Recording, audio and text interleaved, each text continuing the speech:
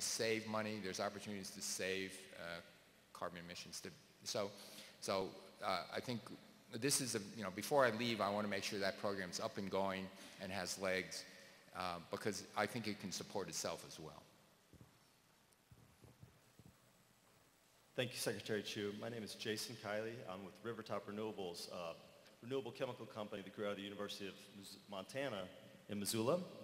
And so we make non-toxic biodegradable chemicals from grains and biomass instead of from petroleum. And therefore we protect, reduce our dependence on fossil fuels, protect the human environment. And so this is technology built in the United States that can be commercialized in the United States, given our resources across the country. And our challenge will be building facility, just like you've seen with biofuels. You're seeing a lot of those biofuels companies now getting wise and seeing that a gallon of chemicals is about 4 times more valuable than a gallon of fuel. And so they're getting to that game. And so I'm wondering if the Department of Energy, through its regulatory authority or working with legislators, the Congress would look at improving the incentives for bio-based products and renewable chemicals.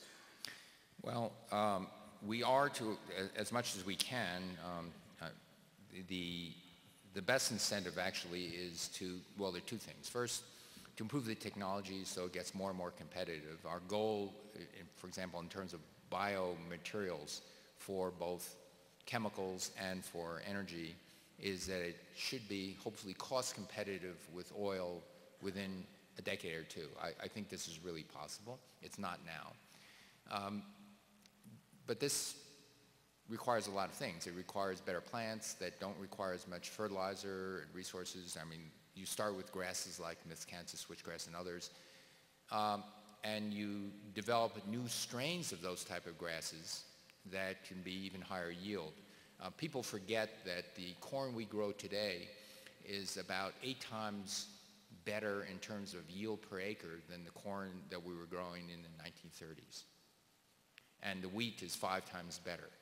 And we have not even begun to improve. We've just begun over the last couple of years to improve energy crops that are designed for energy and not for food.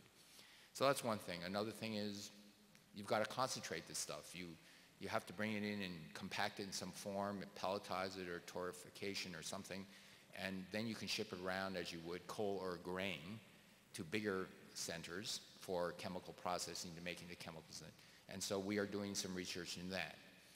And then finally, there should be incentives because America has great agricultural resources, and this is a way out of our dependency on fossil fuels and especially on imported fuel.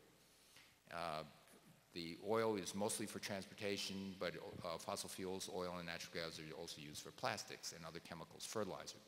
So this is another way of doing this. So if we use plants, and there are plants, grasses, for example, that fix their own nitrogen from the atmosphere in symbiotic relationships in their roots. So you need far less fertilizer than a plant like a corn, which needs a lot of fertilizer. And so these are the things that can do this. So we're developing these technologies, and you need to develop the regulatory incentives, including a price on carbon, that will say that why do we want a price on carbon? Well, because you incorporate the real price of using fossil energy. It's just like, when you buy water, the price of water that you buy also includes the cost of sewage treatment. Because we found as a society it's much cheaper to treat the sewage at the source to clean up the water before you dump it into the river than it is to dump it into the river and pay the price of all the consequences of polluted water once it goes downstream. To the city upstream, it's cheaper just to dump into the river, but the collection of all the cities upstream, downstream, it's 20 times, 30 times cheaper to just treat the water. And so this is another one of those things that I think Americans have to get used to, just as they've gotten used to this for conventional air pollution and water pollution. They have to get used to this for this other type of pollution. But so I think there are great opportunities there. The other thing I want to say is one of the most rapidly advancing fields of science, for example, the biology and biological systems type of research, feeds right into all of these things. And so, as one example, a Department of Energy funded research laboratory in 1 year was able to take simple microbes, bacteria, and you feed them sugars or yeast, and if you feed yeast sugar, it forms alcohol. And over 5,000 years, we've learned to make pretty good stuff. But alcohol, ethanol, is not the ideal transportation fuel, and it was really designed for other things. So, so what we have been able to do is change the genomes of the bacteria or the yeast. So you feed it these simple sugars, and it now makes direct substitutes for gasoline or diesel fuel or jet fuel. It's not yet economically viable, but there is a good shot at making it economically viable, direct substitutes. So, hey, it's a good start, and we'll see, but that's another example.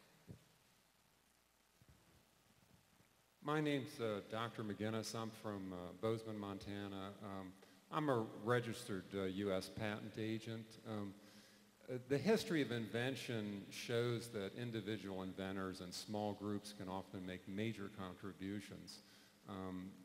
Charles Towns, for instance, who invented the mazer, was at Columbia University before he went to Bell Labs. Nikola Tesla, who invented the alternating current motor and generator, was an individual inventor. His invention is still powering the electrical grid of the whole world. There are, and I'd like you to just comment on your desire and the desire of the U.S. government to have small companies and individual inventors participate in this revolution that you're talking about. And then my second question is that there are there's some of us in the country who feel that there's an attempt or that the patent laws, there's an attempt to change the patent laws in ways that will adversely affect small companies and individual inventors.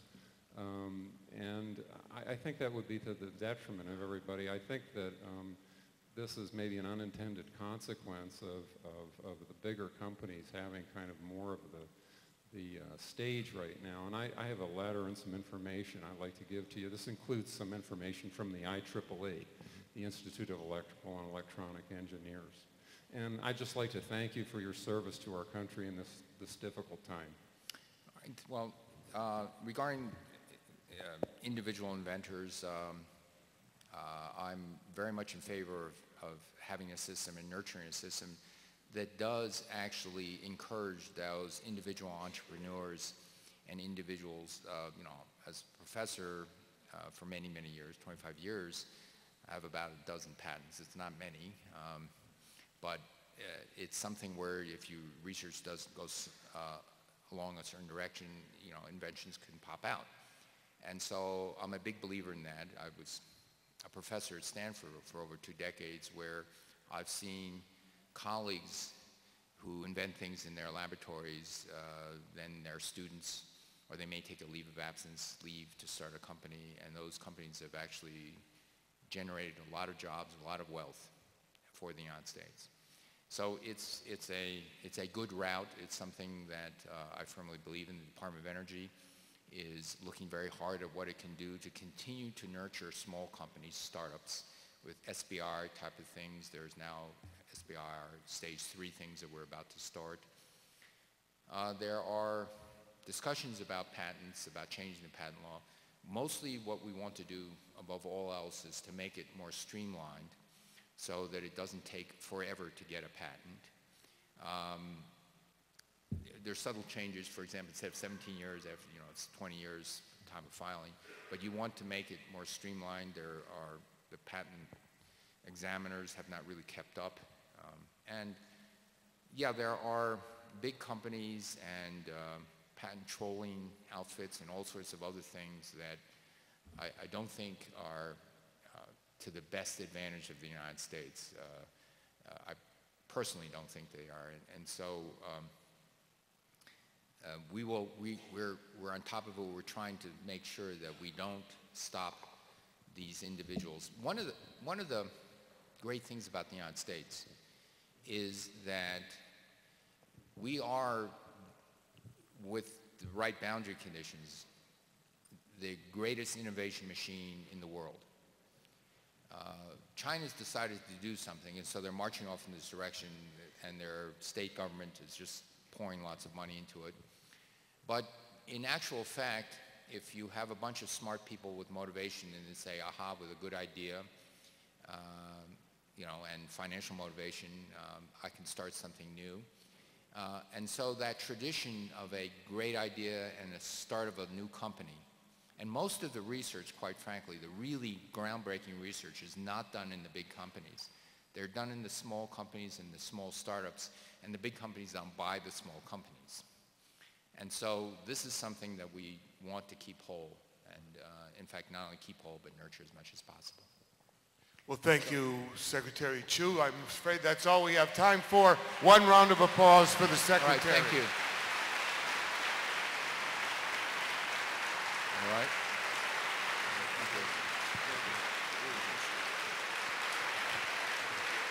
Thank you. Secretary Chu, to the Department of Energy.